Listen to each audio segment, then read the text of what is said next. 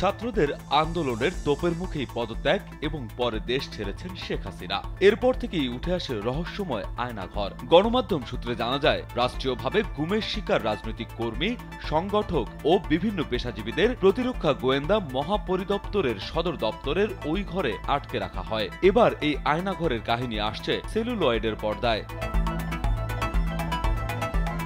আয়নাঘর নামে সিনেমা বানাবেন জয় সরকার। এ সিনেমার অভিনয় শিল্পীদের নাম না জানলেও নায়িকা হিসেবে নির্মাতার পছন্দ ছোট পর্দার পরিচিত মুখ কেয়া পায়েল। পরিচালকের প্রথম সিনেমা ইন্দুবালার নায়িকা ছিলেন তিনি। সে কারণেই তাকে নিয়ে এবারের সিনেমাটিও বানাতে চান এই নির্মাতা।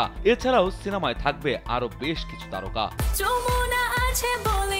যমুনা রেফ্রিজারেটর, খাবার ফ্রেশ তো লাইফ জম্পেশ।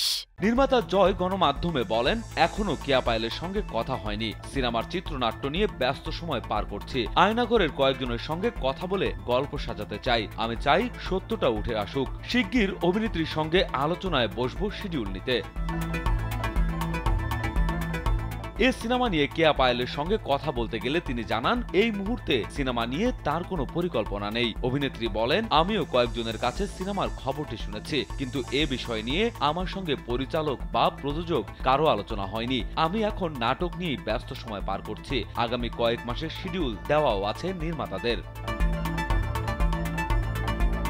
কেয়া আরো জানান, আগামী মাসে 3টি নাটকের শুটিংয়ে যুক্তরাষ্ট্রে যাবেন তিনি। সবকটি নাটক পরিচালনা করবেন ওসমান মিরাজ। সহশিল্পী অভিনেতা ফারহান আহমেদ জোভান। দেশে ফেরার পরেই আরো কয়েকটি নাটকের শুটিং করার জন্য শিডিউল দেওয়া আছে পায়েলের।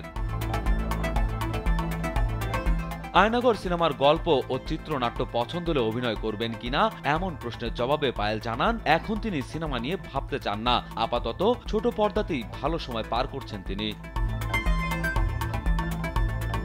রাজু আহমেদ, কালবেলা।